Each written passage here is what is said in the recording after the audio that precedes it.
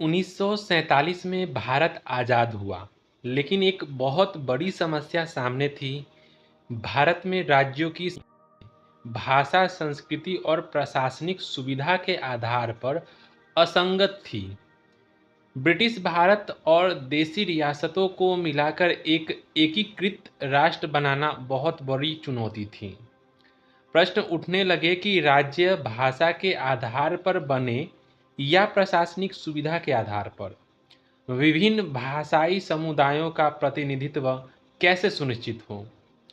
तो आज के इस वीडियो में हम इन्हीं विषय पे बात करेंगे, यानी भारत में राज्य पुनर्गठन की कहानी, कौन कौन से आयोग बने, चुनौतियाँ क्या थीं और इसका समाधान क्या निकाला गया।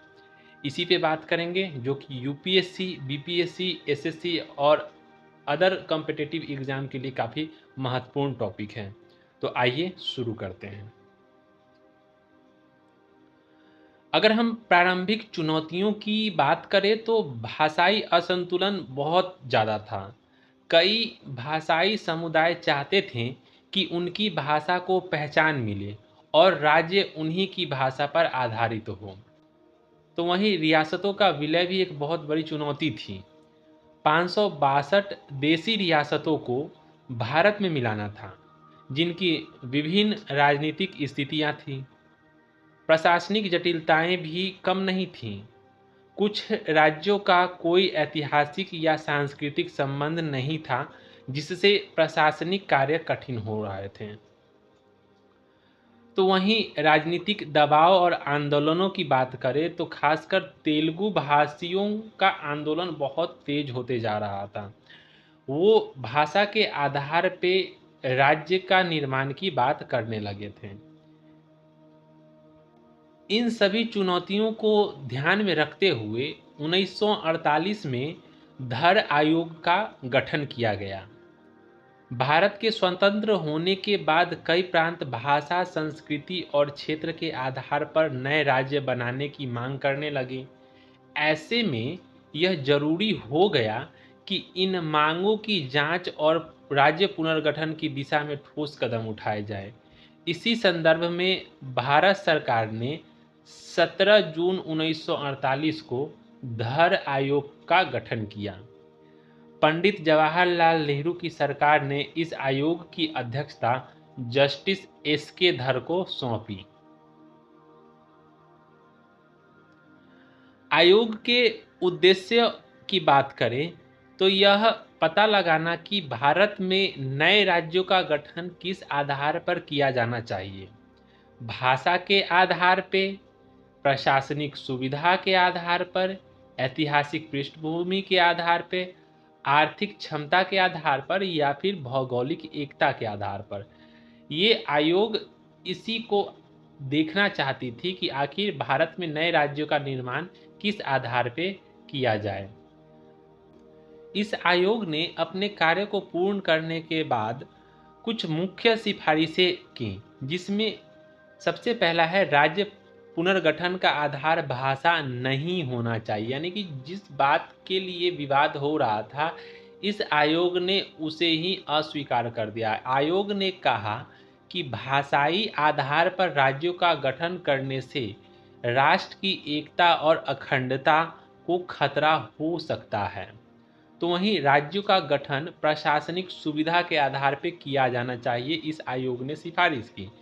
उनका कहना था कि प्रशासनिक कार्यों को सुचारू रूप से चलाने के लिए प्रशासनिक दक्षता को मुख्य प्राथमिकता दी जानी चाहिए।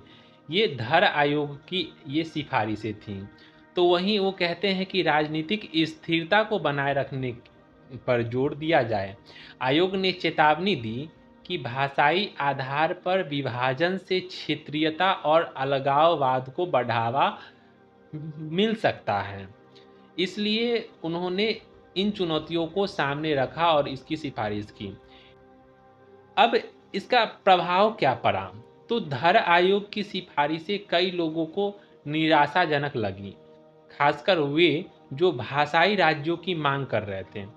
इसकी रिपोर्ट आने के बाद काफ़ी विरोध हुआ, विशेष रूप से आंध्र क्षेत्र में। इसके बाद जब इसका काफ़ी ज़्यादा विरोध होने लगा तो सरकार ने पुनः एक कमेटी का गठन किया जिसे जेवीपी समिति कहते हैं। ये 1948 से 1949 के बीच में काम किया। धर आयोग की सिफारिशों से देश भर में विशेषकर भाषाई राज्यों की मांग करने वाले लोगों में निराशा और असंतोष फैल गया।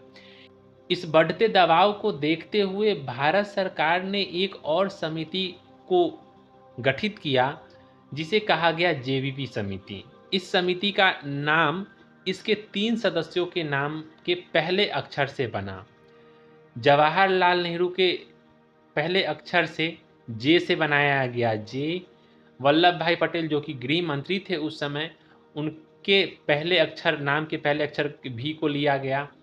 तो वहीं पट्टाभी सिद्धारामैया जो कांग्रेस के अध्यक्ष थे उनके पी अक्षर को लिया गया और इन तीनों को आपस में मिलाने के बाद बना जेवीपी समिति। इस समिति ने कुछ सिफारिशें की। उसमें था भाषा को राज्य गठन का प्राथमिक आधार न माना जाए। समिति ने कहा कि अभी भाषा के आधार पर राज्य बनाना देश की एकता के लिए खतरा हो सकता है, तो वहीं राज्य पुनर्गठन फिलहाल टाल दिया जाए, इस समिति ने कहा।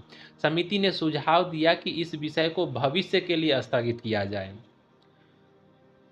इसका तीसरा सिफारिश था प्रशासनिक सुविधा और राष्ट्रीय एकता सर्वोपरि हो, यानी कि धर आयोग की तरह इसने भी भाषा के आधार पे राज्य गठन के प्रस्ताव को अस्वीकार कर दिया और इसे भविष्य के लिए टाल दिया। तो इनका भी मानना था कि प्रशासनिक सुविधा के अनुसार जो है राज्य का गठन हो। किसी भी राज्य का गठन प्रशासनिक कुशलता और राष्ट्रीय अखंडता को ध्यान में रखकर ही किया जाना चाहिए। अब इसका प्रभाव ये पड़ा कि समिति की रिपोर्ट 1949 में आई, लेकिन इससे भाषाई आंदोलन रुक नहीं पाए। पोट्टी श्रीरामुलु नामक स्वतंत्रता सेनानी ने आंध्र राज्य की मांग को लेकर अनशन किया। अनशन के दौरान उनकी मृत्यु के बाद 1952 में सरकार को झुकना पड़ा। आखिरकार 1953 में आंध्र प्रदेश की स्थापना हुई और भारत का पहला भाषाई राज्य ये बना। इससे यह सिद्ध हो गया कि जेवीपी समिति की सिफारिशें व्यवहारिक रूप से लागू नहीं हो सकी। जेवीपी समिति ने एक राष्ट्रवादी और एकतावादी दृष्टिकोण अपनाया, लेकिन भाषा के प्रति जनभावनाओं की तीव्रता को समझ नहीं पाई। इस समिति की रिपोर्ट एक संक्रमण काल का दस्तावेज बन गई, जो भाषाई राज्यों के बनने से पहले की एक महत्वपूर्ण कड़ी थी। इसके बाद फजल अली आयोग का गठन किया गया जो कि 1953 में हुआ। भारत की आज़ादी के बाद देश में एक मजबूत मांग उठी कि राज्यों का पुनर्गठन भाषा और सांस्कृतिक समानता के आधार पर किया जाए। हालांकि धर आयोग और जेवीपी समिति ने भाषा को प्राथमिक आधार नहीं माना था, लेकिन जनता की भावनाओं और आंदोलनों के दबाव को नज़रअंदाज नहीं किया जा सका। इसी पृष्ठभूमि में भारत सरकार ने 22 दिसंबर 1953 को राज्य पुनर्गठन आयोग का गठन किया, जिसे आमतौर पे फजल अली आयोग कहा जाता है। इस आयोग के सदस्य की बात करें तो जस्टिस फैजल अली जो इसके अध्यक्ष थे, के एम पनिक्कर इसके सदस्य थे और एच एन कुंजरू भी इसके सदस्य थे। आयोग को फजल अली आयोग कहा जाता है क्योंकि इसके अध्यक्ष जस्टिस फैजल अली थे। आयोग का उद्देश्य था कि भारतीय राज्यों का पुनर्गठन व्यवस्थित और न्याय संगत तरीके से करना, यह तय करना कि राज्यों का गठन किन मापदंडों पर किया जाए, भाषा के आधार पर, प्रशासनिक सुविधा के आधार पर, आर्थिक विकास के आधार पर, सांस्कृतिक एकरूपता के आधार पर या राष्ट्रीय एकता के आधार पर। इन सभी पहलुओं पर इन्होंने चर्चाएं की और उसके आधार पर इस समिति ने कुछ सिफारिशें की, जिसमें था भाषा को प्रमुख आधार माना जाए, जो कि ये पहली ये समिति थी जिसने भाषा को प्रमुख आधार माना। बाद बाकी पीछे की 2 जो समितियाँ थी उन्होंने भाषा को आधार मानने से इनकार कर दिया। लेकिन अकेला आधार नहीं हो, ये फजल अली आयोग का कहना था। भाषा के आधार पर राज्य बनाने की सैद्धांतिक स्वीकृति दी गई। साथ ही प्रशासनिक सुविधा, आर्थिक संभावनाओं और राष्ट्रीय हितों को भी ध्यान में रखने की बात इस आयोग ने कही। राज्यों की संख्या कम करने का सुझाव दिया गया। पहले भारत में 27 राज्य और 7 केंद्र शासित प्रदेश थे। आयोग ने राज्यों को 4 श्रेणियों part A B C D में बांटने के बजाय एकीकृत राज्य व्यवस्था की सिफारिशें की। जैसा कि आपको बता दें कि प्रारंभ में भारत 4 श्रेणियों में बटा हुआ था। भारत के जो राज्य थे वो 4 श्रेणियों में बटे हुए थे, जिसको ग्रुप ए में, कुछ राज्यों को ग्रुप ए में रखा गया था, कुछ को बी में, कुछ को सी में और कुछ को डी में रखा गया था। तो फजल अली आयोग ने इसे कम करने की बात कही, इसे जो है ना एकीकृत व्यवस्था के अंतर्गत बनाए रखने की सिफारिश की। राष्ट्रीय एकता को सर्वोपरि रखने पर जोर दिया। आयोग ने चेताया कि भाषाई आधार पर राज्यों का गठन करते समय क्षेत्रीयता की भावना को नियंत्रित करना जरूरी है। तो इस चीज के लिए भी इन्होंने चेताया। राज्य पुनर्गठन अधिनियम 1956 के परिणाम क्या हुए? तो पहले क्या था, तो आज़ादी के समय भारत में 500 से अधिक रियासतें और असमान रूप से विभाजित राज्य थे। अब इसके बाद क्या हुआ, तो 14 भाषाई राज्यों और 6 केंद्र शासित प्रदेशों का गठन किया गया, जैसे आंध्र प्रदेश, तमिलनाडु, केरल, कर्नाटक, महाराष्ट्र, गुजरात आदि। महत्व और प्रभाव की बात करें तो भारत में राज्यों की संरचना में एक रूपता और स्पष्टता आई। भाषाई और सांस्कृतिक पहचान को सम्मान मिला। कुछ राज्यों में नवीन मांगों की शुरुआत भी हुई, जैसे तेलंगाना, विदर्भ आदि। फजल अली आयोग भारत के राज्य पुनर्गठन इतिहास में एक मील का पत्थर है। यह आयोग भाषा को सम्मान देने के साथ साथ राष्ट्रीय एकता और प्रशासनिक कुशलता का भी संतुलन बनाना चाहता था। इसके सुझावों के आधार पर भारत को एक सुव्यवस्थित संघ बनाने में मदद मिली।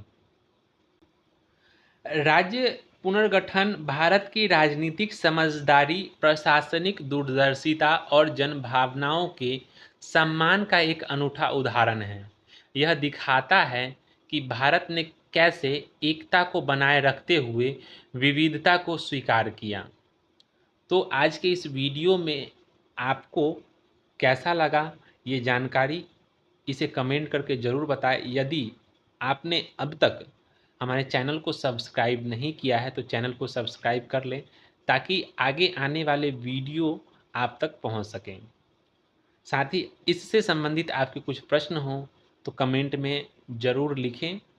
आगे के आने वाले वीडियो में हम उस कमेंट पर ज़रूर विचार करेंगे और आपके प्रश्नों के समाधान को लेकर आएंगे।